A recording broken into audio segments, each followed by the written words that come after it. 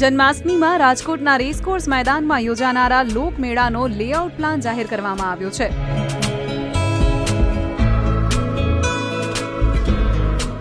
લોકમેળામાં સુરક્ષાને લઈને ધરખમ બદલાવ કરવામાં આવ્યા છે. આ વખતે સ્ટોલ્સ અને પ્લોટ્સની સંખ્યામાં 30% ઘટાડો કરાયો છે.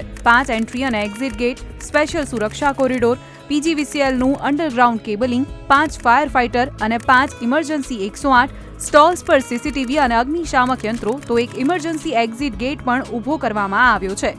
દર વર્ષે 5 દિવસના આ મેળાની રાજકોટ સહિત સૌરાષ્ટ્રભરમાંથી 15 લાખથી વધુ લોકો મુલાકાત લેતા હોય છે.